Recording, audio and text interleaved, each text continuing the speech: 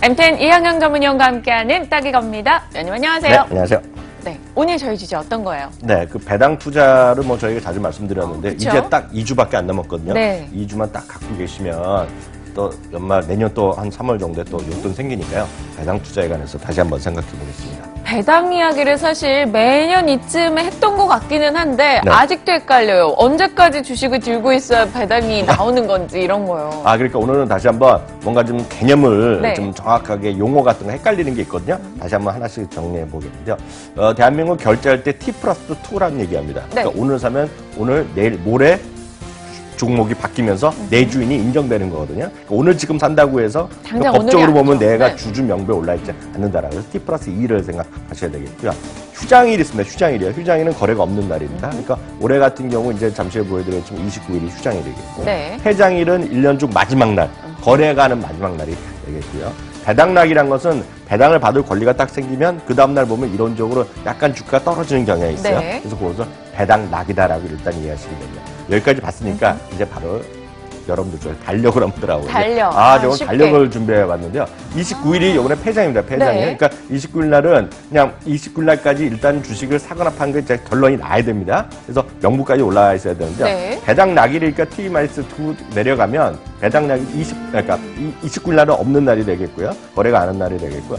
26일 있죠. 26일 날까지 주식을 사야 돼요. 사서 그다음에 27일 날 배당이 되고 28일 날 이제 끝나는 거가 되겠죠. 그렇기 때문에 실제로 보면 26일까지 주식을 갖고 가면 되겠고요. 그걸 가면 되겠고요. 27일 날은 바로 아침에 팔아도 주식을 배당을 받는데 아무런 문제가 없다. 이걸 일단 이해하시면 되겠습니다. 네, 알겠습니다. 일단 뭐 살짝 잘못된 것 같아요. 날짜가 그죠? 네, 이게 예, 예. 지난해 달력이라서 네. 사실 올해는 25일이 월요일이니까 한 칸씩 밀린다라고 생각하시면 돼요. 28일이 폐장일입니다. 네. 꼭 한번 확인을 다시 한번 하시고요. 네. 간단히 좀 배당 얘기를 오랫동안 참 많이 하셨는데 네. 배당 투자가 해볼만 한 거죠? 그러면 뭐 배당 투자가 해볼 만한 거가 되겠는데요. 개인 투자가들은 상대적으로 배당을 좀 등한시하는 경우가 많이 있습니다. 네. 그게 정말 과연 돈이 될까라는 생각하는 건데요. 실제로 배당을 받으면 늘 말씀드렸던 쏠쏠한 재미가 일단 있다라고 일단 이해하셔야 되겠고요. 2017년에요. 코스피의 주요 상장사들, 현금 배당금이 작년보다 21%나 늘어났다는 거. 그러니까 웬만하면 작년보다 21% 정도 주머니에 돈이 더 들어온다. 네. 그렇게 생각하셔야 되겠고요. 그 이유를 말씀드리면 이유가요. 코스피 상장사들이 역대 최대 이익을 올해 벌었다는 거 많이 들으셨잖아요. 네. 있겠고요. 그럼 도대체 왜 이렇게 많이 늘어나느냐. 이익도 늘어났지만 배당에 대한 정책이 확대된 거야. 그럼 박근혜 정부 이후에 여러분 말씀드렸다시피 주주 환원 정책을 많이 유도했고 이것은 박근혜 정부가 정부에서 갖고 있는 공사들이 있어요. 공사. 예를 한국전력, 한국정은요. 이런 쪽에서 돈을 많이 벌기 위해서 좀 강조한 것이 있는데 이것은 문재인 정부 들어서 똑같이 이어지고 있다라고 일단 이해하셔야 되겠고요. 그러다 보고 또 하나가 지주회사 체제가 점차 확립되고 있거든요. 그래서 이런 것들이 모두 배당 투자에 대한 수익을 지금 배당 규모 자체가 늘어나는데 일조했다라고 이해하시면 되겠습니다. 지주회사 체제가 확립되는 것도 뭐 그런 이유겠죠. 그럼요. 지주회사 개념을 다시 한번 다들 아시겠지만 지주회사는 제일 위에 뭔가 있다는 말이죠. 홀딩 컴퍼니가 있겠고요. 지주회사 밑에 아래를 자회사 내지 또 손자회사 이래갖고 종속회사라고 얘기하고 있는데요. 이제 주주에게 필요한 능력 있는 지주회사는 어떤 거냐면 종속회사의 경영인이 능력이 탁월하게 되면 종속회사도 열심히 일해서 지주한테 돈을 갖다 주는 거죠. 그 돈을 현금을 주는 것이 아니라 배당이라는 걸 통해서 주는 거가 되겠고요. 네. 그러면 효율적 어떤 영업을 통해서 성과를 늘리려고 노력하는 거가 되겠죠. 그것이 되면 지주회사는 주주한테, 자회사들한테 해서 너 빨리 열심히 일해갖고 우리 주주한테 배당을 주면 그 회사를 갖고 있는 일반 대주들, 일반 개미 투자가들도 같이 그 효과를 받을 수 있다라고 일단 이해하시면 되겠습니다. 네. 특히 이제 거기에다 플러스 하나 더하면 기관과 외국인들이 고배당의 요구 압박이 계속되고 있고요. 왜냐하면 기관과 외국인이 특히 외국인 같은 경우에는 우리나라 배당이 높아져 하더라도 배당성이 낮은 거거든요. 그러니까 압박이 커지고 있고요.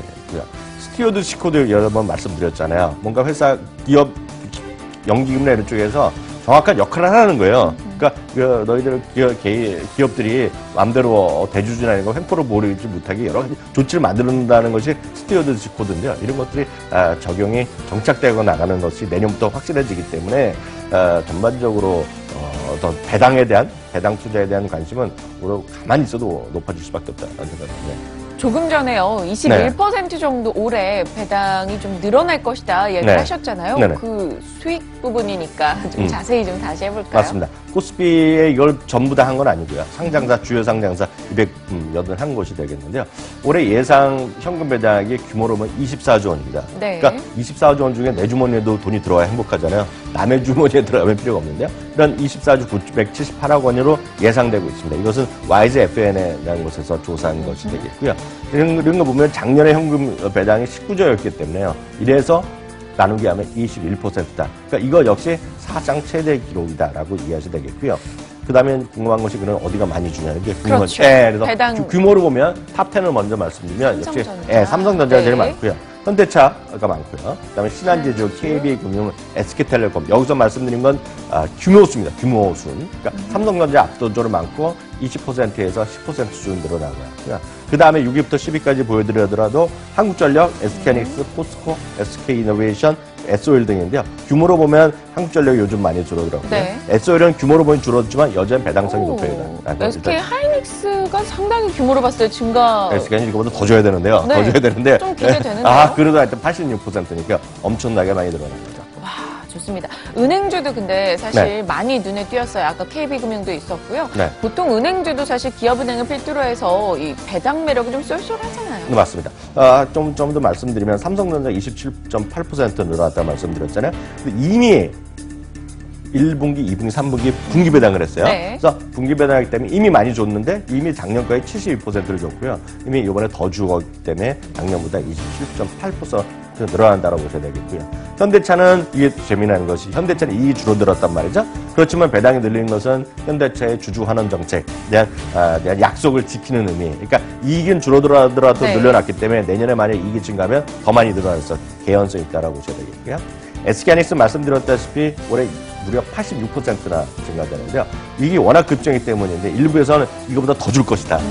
왜냐면 최태원 회장 맨날 통 큰 결단 나고 나오잖아요. 네. 조금 더 줄 수도 있다라는 생각을 했습니다. 그리고 이제 질문하신 은행주로 들어가면 신한지주, KB금융의 예상 배당금이 각각 8천억대거든요. 삼성전자, 현대차에 이어서 현금 배당 3위, 4위. 그러니까 이것들 여기 써 있잖아요. 신한지주, KB금융 지주잖아요. 네. 이런 쪽 자체가 많이 배당을 받아갖고 생기는 회사이기 때문에 이들도 똑같이 주주들한테 많이 준다는 거죠. 그러니까 하나의 추세다라고 일단 이해하셔야 되겠고요. 하나금융과 우리금융 이런 데도 작년 대비 40% 이상, 물론 10위권은 바뀌지만요. 네. 고배당주 반열에 올랐습니다. 그럼 이렇게 배당이 전반적으로 증가하는 추세가 한 요 몇 년간은 지속되고 있는데 네. 앞으로도 이어질까? 이게 궁금해요. 그러면 내년에는 더 높아질 겁니다. 배당성이 더 높아질 거예요. 왜냐하면 늘 말씀드렸다시피 외국인이라든가 국내 기관의 압박이 커지겠고요. 국민연금이 내년 하반기에 앞서 말씀드렸던 스튜어디스 코드를 도입하겠다고 네. 이미 발표했고요. 그리고 이제 주주를 대신해서 투표하는 거, 사인해주면 되는 거, 섀도우 보팅이라는 건데요.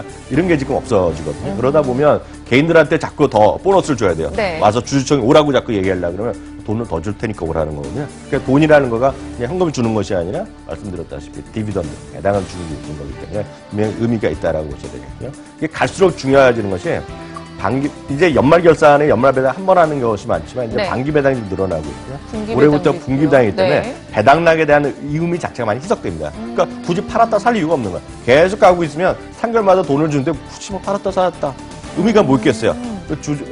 팔았다 살았다면 누가 좋아하는지 아세요? 누구요? 정부. 네, 증권사가 좋아가지고 증권사. 거래세를 받는 정부가 좋아하지만 그거 뭐 원하는 분 별로 없잖아요. 세금을 안 내고 싶어 하죠. 그러니까 이런 것들이 그 의미로 보면 배당주에 대한 관심이 더 높아질 가능성이 크다는 생각이 듭니다. 그렇다면 이항영 위원님께서 꼽으실 괜찮은 배당주 저는 알고 있어요. 두 개 있죠. 위원님이 항상 매년 이맘때도 늘 얘기하셨던 S-오일. 내년에 똑같은 소리 할 겁니다. SK텔레콤. S-오일과 SK텔레콤이 대한민국의 최고의 배당성을 갖고 있다. 지금 현재 사더라도 5에서 한 3.8% 정도 아마 예상 배당 수익이 나오거든요. 그러니까 이런 것들을 좀 보셔야 되겠고요. 같이 할 때는 이 펀드를 소개 안 해드렸는데요. 네. 우리가 또 김영래 앵커로 바뀐 다음에 파트너 바뀐 다음에 얘기했던 거가 바로 올셋 고배당주 펀드입니다. 펀드. 이게 대한민국 생소해요. 네. 대한민국 최고 펀드인데요. 1년 동안 24% 수익 났고요. 작년 12월 25일부터 벤치마크 21%였고 바로 이게 말씀드렸다시피 대한민국의 증권 대상을 안겨준 바로 그 펀드입니다. 이거 제가 보기에 탑픽이에요. 고배당주 펀드 하시는 분. 왜냐면 주식 사타 팔았다 머리 아프시면 계시거든요. 네. 딱 이거 보시면 되겠고요. 해외 주식에서 찾으신 분은 여러 번 말씀드렸던 DBY. DB 하면 한번 보여주시면요. 이것도 깔끔하게 또 사상체 효과 또 가고 있습니다. 사상체 흐름이 효과. 너무 좋네요. 그렇다면 위원님께서는 네. 국내에서 앞서 SOE가 SK텔레콤 뭐 섹터도 전혀 다르지만요. 네. 배당주의 이 둘 중에 하나다라고 생각하신다면 조금 더 무게를 실어주신다면 대한민국에서는 올셋 고배당주 펀드가 답입니다. 올셋이요. 알겠습니다. 두 종목에서는 골라주지 않으셨네요. 올셋 고배당주 펀드 저희 꼭 앞으로 흐름 점검하면서 관심 갖고 살펴보도록 할게요. 자, 오늘 MT 이항영 전문위원과 함께하는 따기거였습니다. 위원님 고맙습니다.